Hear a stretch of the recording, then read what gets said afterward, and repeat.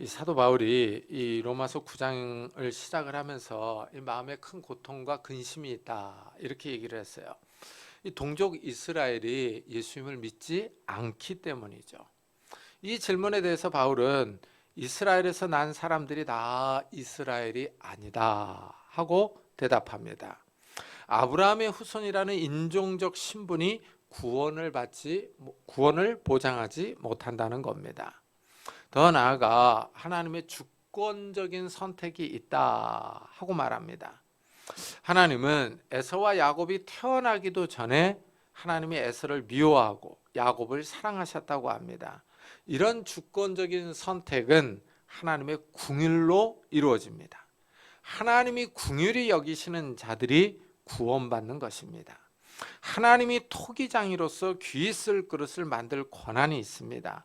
여기에 사도 바울은 이방인도 포함된다 하고 말합니다.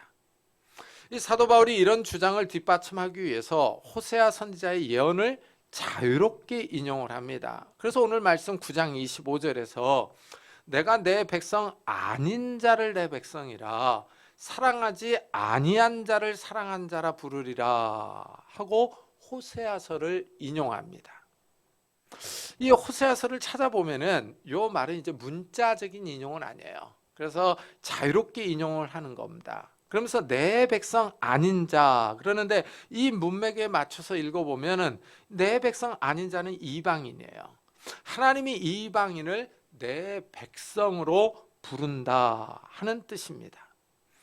유대인의 입장에서 보면 펄쩍 뛸 일입니다. 하나님이 너무하신 것 같습니다. 그러나 이스라엘이 하나님을 떠나 우상을 숭배했기 때문입니다. 그래서 호세아가 이런 예언을 했습니다. 이방인은 원래 하나님의 사랑을 받지 못하던 자들이었습니다. 그러나 이제는 하나님의 사랑을 받는 자들이 되었다 하고 말합니다. 우리가 여기에 포함된 것이 은혜입니다. 이 바울은 이방인들이 하나님의 부르심에 참여할 것을 말합니다. 하나님이 이방인들을 구원하실 것을 미리 정했다는 겁니다. 하나님의 선택에 이미 이방인들이 포함되어 있습니다. 이래서 바울이 너희는 내 백성이 아니라 한 그곳에서 그들이 살아계신 하나님의 아들이라 일컬음을 받으리라 하고 말합니다. 이 말씀은 오늘날의 우리가 들어도 은혜가 됩니다. 우리 역시 이방인이기 때문입니다. 이전에는 하나님을 모르고 살았습니다. 하나님으로부터 멀리 떨어져 있던 부정한 백성이었습니다. 그러나 하나님이 우리를 하나님의 백성으로 하나님의 자녀로 부르셨습니다. 이 하나님의 부르심을 받아서 예수를 믿었습니다. 살아계신 하나님의 자녀가 되었습니다. 이 바울은 이방인의 구원 문제를 호세아 선지자를 자유롭게 인용하여 설명합니다. 그러면서 이제 유대인 가운데서 하나님이 선택한 사람들이 있다고 말합니다. 이스라엘 역시 모든 사람이 다 버림받은 것은 아닙니다. 이스라엘 가운데서도 하나님이 부르시는 사람들이 있습니다. 그래서 이제 바울이 이사야 선지자의 예언을 인용해서 설명을 합니다. 이스라엘이 심판을 받지만 남은 자가 있다고 합니다. 이스라엘 자손들의 수가 비록 바다의 모래 같을지라도 남은 자만 구원을 받으리니 라고 설명을 합니다.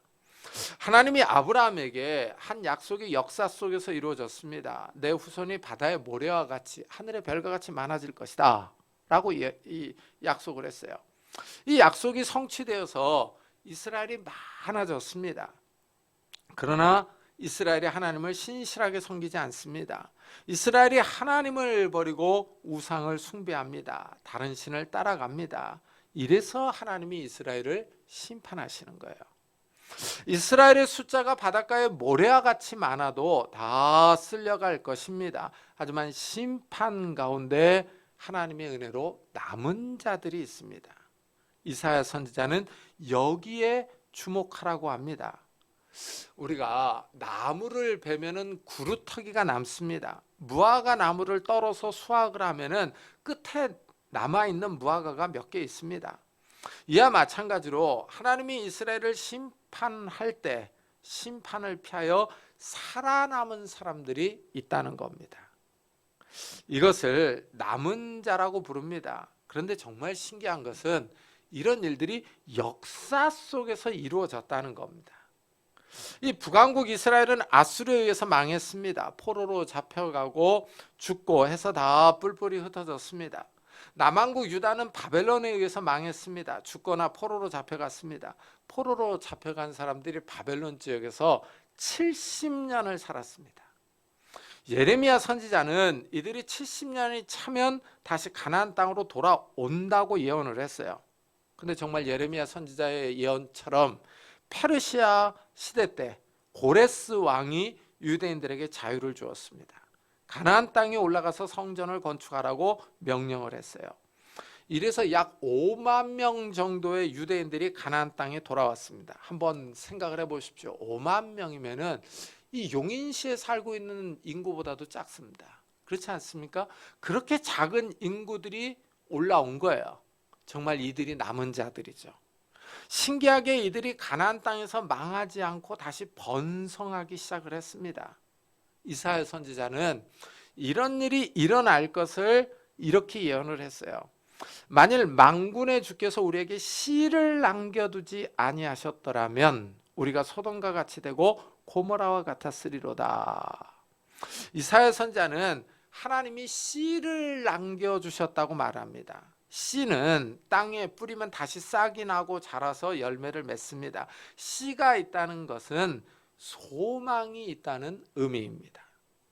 이래서 아무리 가뭄이 심하고 먹을 것이 없어도 농부는 종자씨를 먹지 않고 남겨둡니다. 종자씨가 있어야 씨를 뿌려서 수확할 수 있기 때문입니다. 씨가 있어야 미래가 있습니다. 하나님이 유다를 완전히 망하게 하지 않았습니다. 씨를 남겨주셨습니다. 미래에 희망을 주신 겁니다. 이 씨가 남아있지 않았더라면 소돔과 고모라와 같이 망했을 것이다 하고 말합니다. 참 이스라엘은 신기한 나라입니다. 그 바벨론 지역에서 올라온 약 5만 명의 사람들이 다시 번성을 했어요. 이들의 끈질긴 생명력은 예수님 당시까지 이어졌습니다. 그러나 이들은 다시 하나님의 뜻에 반역합니다. 하나님의 아들인 예수님께 순종하지 않고 예수님을 십자가에 못 박아 죽였습니다. 예수님이 십자가에 달리시기 전에 이스라엘의 미래를 예언하십니다. 예루살렘 성이 외적의 침입을 받아 망할 것이라고 합니다. 예수님의 예언대로 AD 70년에 로마 장군 디도에 의해서 예루살렘이 망했습니다. 이들이 가나안 땅에 쫓겨나 세계 각 나라로 흩어졌습니다. 특히 유럽으로 많이 가서 살았습니다. 그런데 신기한 일이 또다시 벌어집니다. 2차 세계대전 이후에 유대인들이 가나안 땅으로 몰려들기를 시작을 합니다. 그래서 영화를 보면은 그 유대인들을 태우고 가나안 땅으로 돌아오는 배 이름이 보면 엑소더스로 많이 나옵니다. 참 신기한 일이 벌어진 거죠. 영국이 유대인들에게 아프리카의 한 땅을 주겠다고 말하기도 했지만 유대인들은 고토인 가나안 땅으로 돌아왔습니다. 그래서 국가를 세웠어요. 아랍 사람들과 싸워서 다윗의 별이 그려진 국기를 세웠습니다. 현재 가나안 땅에 이스라엘이 한 국가를 이루고 살고 있어요. 한번 잘 생각을 해보세요. 정말 신비로운 일 아닙니까? 저는 이 일을 생각할 때마다 참 하나님의 말씀이 살아있다고 하는 것을 역사를 통해서 보여주는구나 하는 생각이 듭니다. 그래서 지금 현재 보면 그 이스라엘과 팔레스타인 지역 사람들이 싸우고 있는 모습이 나오는데 그걸 보면 마치 현대판 여호수아 같습니다. 이스라엘이 탱크를 앞세우고 이 가나안 땅을 정복하려고 하는 그런 모습을 볼 수 있습니다. 참 이것을 보면은 하나님의 말씀이 역사 속에서 움직이는 거예요. 하나님이 살아계셔서 말씀을 성취하십니다. 이래서 오늘 말씀도 28절을 한번 보세요. 28절에 보면은 주께서 땅 위에서 그 말씀을 이루고 속히 시행하시리라 라고 말을 하죠. 정말 이 말씀대로 하나님의 말씀이 세계 역사 속에서 이루어지는 거예요. 하나님이 씨를 남겨주심으로 이스라엘이 다시 번성하게 된 것입니다. 참 이래서 성경이 신기한 책이에요. 이 코로나 바이러스가 터지기 전에는 한국에 많은 사람들이 이스라엘을 여행했습니다. 사해 바다에 가서 소금물에 몸을 담그며 사진을 찍어 오고 사해 소금을 사갖고 와가지고 선물로 가져다 주었습니다. 지금 이스라엘에 가면 사람들이 넘쳐납니다. 이스라엘에 약 900만 명이 살고 있습니다. 세계 각처에서 살다 와서 다양한 혼혈 유대인들이 그 땅에서 살고 있습니다. 그런데 이 역사의 아이러니가 현재도 그대로 또 일어납니다. 사도 바울 당시에 소수의 유대인이 예수님을 믿었습니다. 이들이 남은 자들이었어요.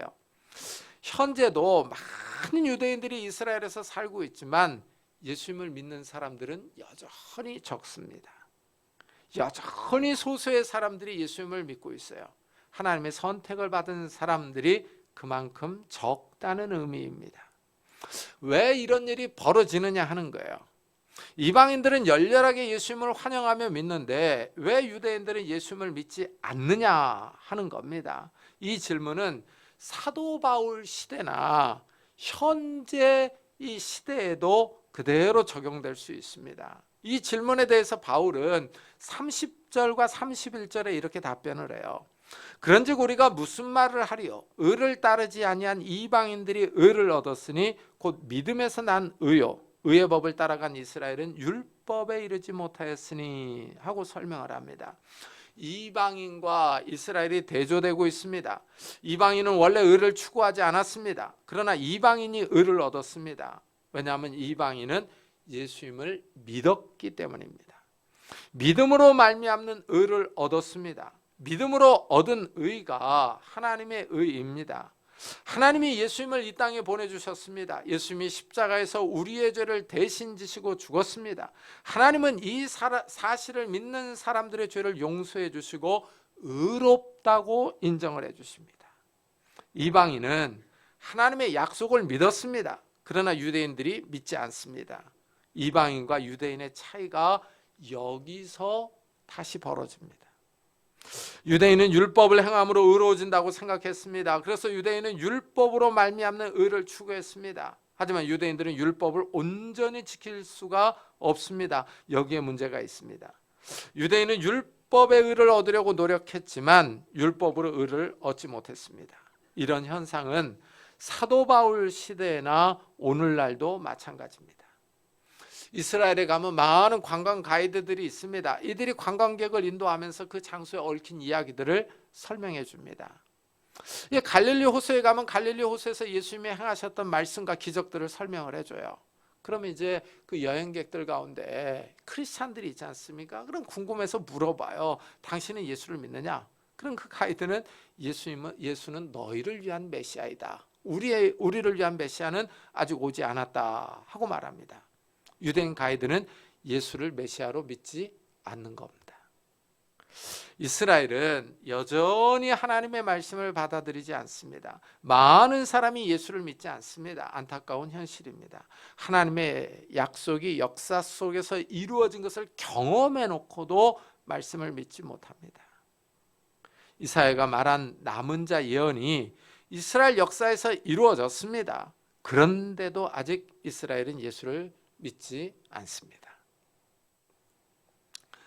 유대인들 가운데 예수를 믿는 소수의 유대인들이 있습니다. 이들은 유대인들의 박해의 대상입니다. 예수를 믿는 유대인을 향하여 욕하고 폭력을 행사합니다. 현대 이스라엘에서도 여전히 예수를 메시아로 받아들이지 않고 믿지 않는 모습을 봅니다. 참 아이러니하죠.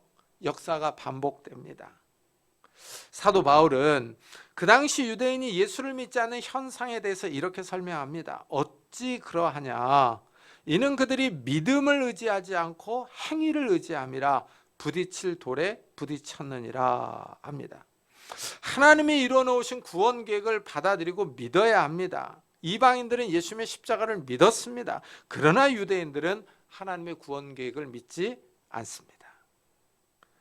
유대인들은 믿음을 의지하지 않고 행위를 의지합니다. 율법을 지킴으로 의로워지려고 합니다. 자신들의 업적을 쌓으려고 합니다.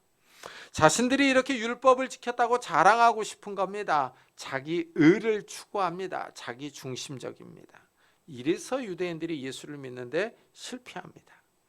자기 행위로 구원받고 싶은 것입니다. 바울은 유대인들의 이런 태도 역시 이사야 선지자의 예언이 성취된 것이라고 말합니다. 그래서 33절에 보라, 내가 걸림돌과 거치는 바위를 시온에 두노니 그를 믿는 자는 부끄러움을 당하지 아니하리라 하십니다. 여기서 돌은 예수님을 의미합니다. 예수님이 걸림돌과 거치는 바위가 됩니다. 사람들이 이 돌에 걸려서 넘어집니다. 예수님을 믿지 않는 사람들에게 해당됩니다.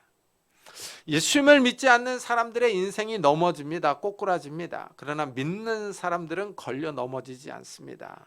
부끄러움을 당하지 않습니다. 예수님이 기준입니다. 예수님을 사이에 두고 사람들이 쫙 나뉩니다. 예수님을 믿는 사람들과 믿지 않는 사람들입니다. 이런 일은 유대인에게만 있는 것이 아닙니다. 복음이 전파되는 모든 곳에서 이런 일들이 벌어집니다. 믿는 사람들은 수치를 당하지 않습니다. 인생이 망가지지 않습니다. 그러나 믿지 않는 사람들은 다 넘어집니다. 인생이 망가집니다. 우리는 예수님을 믿는 사람들입니다. 예수님을 믿는 사람들은 부끄러움을 당하지 않습니다. 이 말에 의미가 있습니다. 이 세상에서 예수를 믿는다고 하면 사람들이 비난하고 조롱하기도 합니다. 욕하고 때리는 사람들도 있습니다. 비록 순간적으로 이 땅에서 이런 조롱과 비난과 박해를 당할 수 있습니다. 하지만 결국 성도들이 승리합니다.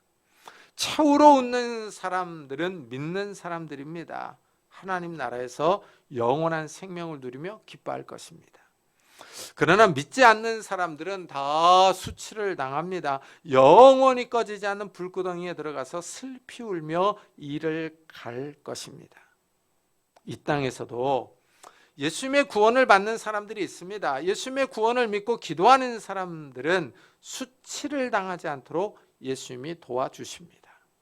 하나님은 믿는 자들이 수치를 당하지 않는다고 약속하셨습니다. 요즘 시대가 힘들고 어렵습니다. 그러나 믿는 사람들은 수치를 당하지 않는다고 합니다. 이 말씀을 굳게 믿고 정말 어려움을 당할 때 주님 앞에 이 말씀을 좀 아뢰면서 이 믿는 자는 부끄러움을 당하지 않는다 하셨으니 하나님 우리의 삶에 복을 주셔서 정말 저와 가정들이 부끄러움을 당하지 않도록 은혜를 주시기를 원합니다 하고 기도하는 그런 성도님들이 되시기를 예수 그리스도의 이름으로 축복합니다.